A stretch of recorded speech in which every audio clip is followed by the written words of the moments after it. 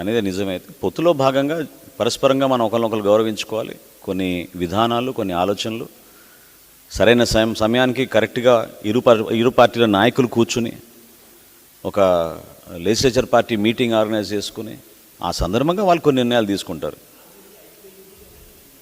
నా దృష్టిలో అయితే తెలియదండి, నేను అది పర్టికులర్గా వినలేదండి. బట్ మీరు అనేది నిజమే అయితే పొత్తులో భాగంగా పరస్పరంగా మనం ఒకరినొకరు గౌరవించుకోవాలి. కొన్ని విధానాలు, కొన్ని ఆలోచనలు సరైన సమయానికి కరెక్ట్గా ఇరు పార్టీల నాయకులు కూర్చుని ఒక లెజిస్లేచర్ పార్టీ మీటింగ్ ఆర్గనైజ్ చేసుకుని ఆ సందర్భంగా వాళ్ళు కొన్ని నిర్ణయాలు తీసుకుంటారు.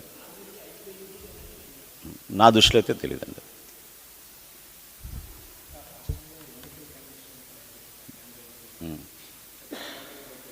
ఏమండి? కరెక్ట్ కరెక్ట్ ఎస్ మేము మా లీగల్ విభాగానికి వాళ్ళకి ఒక ఈమెయిల్ పంపించి అపాయింట్మెంట్ తీసుకోమని రిక్వెస్ట్ చేసాం. వాళ్ళు మాకు సమయం ఇస్తే తప్పకుండా మేము అందరం వెళ్ళి రిప్రజెంట్ చేస్తాం. మాకున్న సమాచారం, క్షేత్రస్థాయిలో ఉన్న ఓటర్ లిస్టులోని కొన్ని అవకతవకలు వాళ్ళ దృష్టికి తీసుకెళ్తాం.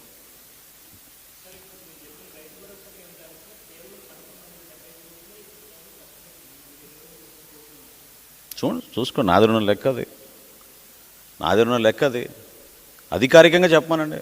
నేను చెప్పింది పొరపాటు అయితే మీకు అంత అర్జెంటుగా సమాచారం ఎక్కడి నుంచి వచ్చిందంటే సంతోషం, ఐ వెల్కమ్ ఇట్. బట్ నేను చెప్పింది కూడా ఏంటి, 2307 కోట్ల రూపాయలు జాతీయ ఉపాధి హామీ పథకం నుంచి 10,448 ఎన్నో రైతు భరోసా కేంద్రాల కోసం వీళ్ళు శాంక్షన్ చేయించుకున్నారు. కట్టింది ఎంత? నో ప్రాబ్లం, నేను చెప్తున్నా. కట్టింది ఎంత? హాఫ్ బిల్ట్ ఎంత? అబాండన్ ఎందుకన్నీ ఉన్నాయి? అది నేను ప్రశ్నించేది. ఎప్పటి నుంచో మేము చెప్తున్నాం ఈ మాట. దాదాపు 2,500 కోట్ల రూపాయల అవినీతి రైతు భరోసా కేంద్రాలు జరిగిపోయింది. రైతుకు రావాల్సిన నిధులు ఈ బిల్డింగ్కి ఖర్చు పెట్టారు అనేది మేము మా స్టాండ్. ఖచ్చితంగా ఇది కేవలం ఈ రైతు భరోసా కేంద్రాలు అనేది మభ్యపెట్టడానికి కోసం ఒక నాలెడ్జ్ సెంటర్ క్రియేట్ చేస్తున్నాం. ఒక భయంకరమైన వ్యవస్థని, అంటే ఇబ్బందుల్లో ఉన్న వ్యవస్థని మేము పూర్తి స్థాయిలో జగనన్న వల్లనే రైతు జీవితాలు మారిపోతాయని చెప్పి మభ్యపెట్టి 2,300 కోట్ల రూపాయలు వీళ్ళు జాతీయ ఉపాధి హామీ పథకం నుంచి తీసుకొచ్చి ఈ బిల్డింగ్ నిర్మాణం కోసం పెట్టారు. అవి కూడా పూర్తి కాలేదు. వాటి గురించి ఎవరు మాట్లాడడం లేదు. మరి ఆర్థిక శాఖ మంత్రి గారు ఆయన ప్రవేశపెట్టిన బడ్జెట్ అలొకేషన్లు కేవలం 156 కోట్లు. సరైన టైంకి మీరు ఈ రోజుకి అద్దె కట్టలేకపోతున్నారు. సంవత్సరం నుంచి అద్దె కట్టలేదు వీళ్ళకి. ఈ వ్యవస్థని వెంటిలేటర్ మీద నెట్టేసిన ఈ ప్రభుత్వాన్ని నిలదీస్తున్నాం. ఖచ్చితంగా ఇది కేవలం మీ రాజకీయ లబ్ధి కోసం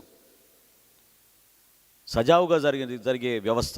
గ్రామ స్థాయిలో, మండల స్థాయిలో, జిల్లా స్థాయిలో వాళ్ళకున్న పరిచయాలతోటి పాపం వాళ్ళు కష్టపడి పండించిన ధాన్యాన్ని ఓ చోట అమ్మేవాళ్ళు. ఈ రోజున మీరు తేమ శాతం ఎంత ఉందో మీరు చెక్ చేసి ఒక స్లిప్ ఇస్తారు. ఆ స్లిప్ తీసుకుని 50 కిలోమీటర్ల దూరం పోవాలి, 30 కిలోమీటర్ల దూరం పోవాలి రైతు.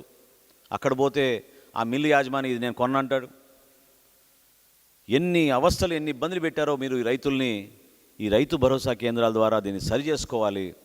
ఇటువంటి పాలసీ విధానాన్ని మనందరం కూడా ఒక బాధ్యత తీసుకుని రైతుకు మాత్రం ఎక్కడ కూడా కష్టం రాకుండా, ఏదైతే ఇది ఒక గేమ్ చేంజర్ అని చెప్పిన ఈ నాయకులు ఖచ్చితంగా ఇది కేవలం దళారులకు ఉపయోగపడే విధంగా మారిందనేది ఈ రోజున జనసేన పార్టీ నుంచి మేము ఈ రైతు భరోసా కేంద్రాల గురించి రాష్ట్ర ప్రజలకి తెలియజేస్తున్నాం.